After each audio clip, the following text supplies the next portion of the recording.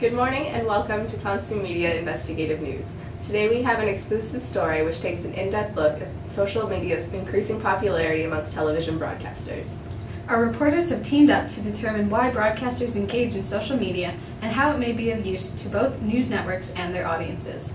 Furthermore, we take a look at what corporations are doing to attempt to control their journalists in the ever-unpredictable world of social media.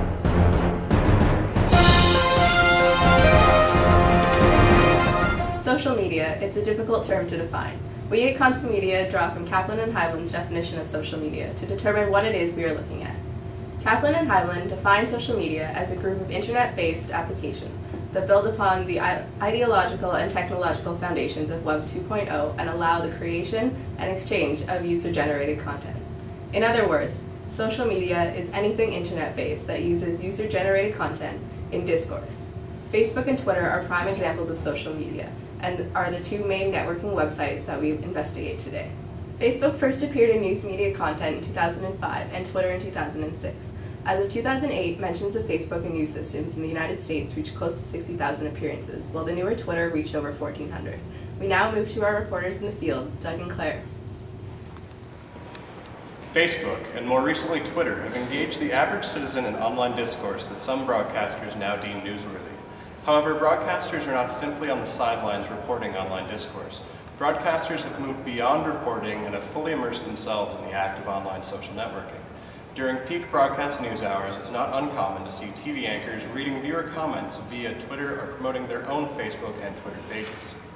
Trevor Manuel, the South Africa finance minister and one of the greatest names in world finance today. Whilst Trevor the finance minister was talking, I was, of course, twittering and tweeting away.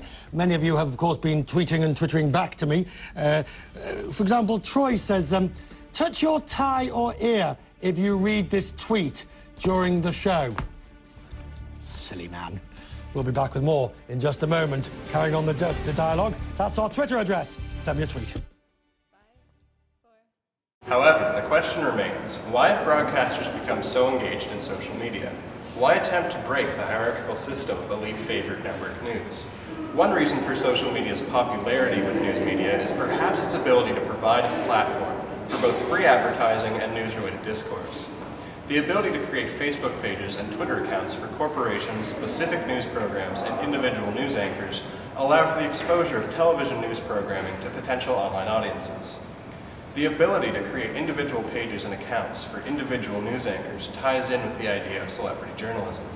The case of network news in the United States visibly demonstrates celebrity journalism, where networks such as Fox News and CNN have well-recognized journalists. These journalists, like Rick Sanchez, use Facebook and Twitter to promote themselves as well as to incorporate the live feedback into their shows.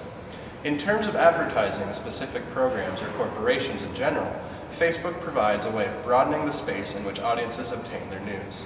By presenting more ways to access their news, corporations are able to reach a wider audience and potentially draw them into their traditional means of dissemination. Furthermore, Facebook allows viewers to share news content with others and create online discourse, which acts as an alternate to word-of-mouth advertising.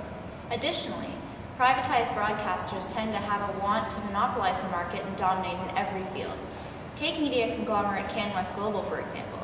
CanWest was quoted as saying, "If you can watch it, read it, hear it, or download it, we want to be the source." It follows then that broadcasters, in order to control the mass amounts of news and commentary on news that occurs outside of the commercial news sector, would engage in social media to access online discourse and report on what is being said. Furthermore, with access to social media and the discourse that take place in the online public forum, broadcasters can take amateur content and turn it into privatized corporate content and thus can ensure dominance of the news market. This also relates to crowdsourcing. A further reason why broadcasters use social media is to gain information for their stories, to delve into the public knowledge for story leads, and of course, to reach out to the everyman or woman for picture and video content when reporters don't happen to be first on the scene. However, this new trend of social media within the broadcasting sphere opens up for the possibility of retrieving quick information from the public for the public. This phenomenon was aptly labeled crowdsourcing, and it was first coined by Jeff Howe, editor of Wired magazine. Howe defined the term as The act of taking a job traditionally performed by a designated agent, usually an employee, and outsourcing it to an undefined, generally large group of people in the form of an open call. Google partnering with Twitter for the largest primary election in U.S. history, held in February 2008, provides an excellent example. People were encouraged to tweet about their experiences at polling stations all over the country, which were then recorded in real time. Another example is CBC's Facebook experiment undertaken in June 2007. CBC had Canadian viewers, mostly of a younger generation, join a group on the popular social networking site Facebook, then vote for their greatest wish for society. They could either choose one of the previously chosen wishes or enter one of their own. As a result, CBC was able to determine the hot-button topics on Canadian minds, namely abortion, politics, and religion, which accounted for the top 3 wishes. In his book, The Empire of Mind, Dr. Michael Strangelove mentions this idea as a contrast against the ideas of Robert McChesney that, as a rule, journalism is not something that can be done piecemeal by amateurs working in their spare time. Strangelove himself touches on the concept of crowdsourcing under a different sort of term, non-corporate journalism. He describes this as redefining news as a dialogic process that occurs within a highly active community without the mediation of the corporate sector. The question is, would we appreciate information that is unreliable and relatively untraceable if we knew that we could be the source? Should journalism be left to the experts, or should we allow the internet to encourage us in participatory broadcasting? The use of social media as a source for broadcast news is still relatively new. The rules of engagement have not been clearly written or defined, and what we see is individual broadcasters taking a risk and experimenting with the concept that their audiences will accept. To conclude this investigation, we now turn to policy and how corporations are attempting to control journalists' personal engagement in social media. Today's journalist is not expected just to research stories, perform interviews, and present news events without an obvious bias, but must now also blog and be active on social networking websites to connect with an audience that is becoming more dependent on new media for its news. However, social networking sites such as Facebook and notably Twitter are short, quick ways of broadcasting one's thoughts to an audience that can respond just as quickly. In a profession where accuracy, objectivity, and transparency are considered the most important values, journalism is having trouble determining just how connected it should be. More and more media corporations are introducing social media policies to attempt to regulate their journalists and their use of social networking sites. Recently, the Washington Post's policy was criticized for its broad and far-reaching policy that states, "Post journalists must refrain from writing, tweeting, or posting anything, including photographs or video, that could be perceived as reflecting political, racial, sexist, religious, or other bias or favoritism that could be used to tarnish our journalistic credibility." This policy is typical of those that have been publicly released thus far. They focus on the idea that the journalist should be held to a higher standard than the ordinary person, and that their personal viewpoints should not intrude on their reporting. Through their postings on social media sites such as Twitter or Facebook, journalists are representing, whether they like it or not, the brand of their media corporation.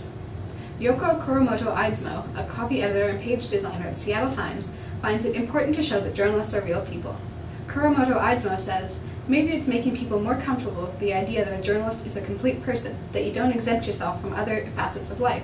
The mid-20th century concept of what a journalist is and the whole objectivity doctrine kind of assumes that you don't live and participate in the world."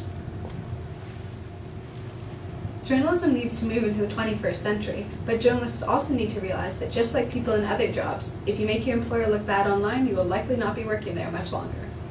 The impact that social media has had and continues to have on television news, as well as other forms of news, is clear. Broadcasters engage in social media as a way to continue their dominance across all media fields. Furthermore, social media provides broadcasters with content by the public for the public, and can then, in using the public's own content, ensure the audience. Finally, corporations have begun to regulate the use of social media within their companies by creating sets of policies that journalists must follow while engaging in social media. That concludes today's edition of Consumedia, Investigative News. Join us next week when University of Ottawa President Alan Rock answers the question, what is a GG?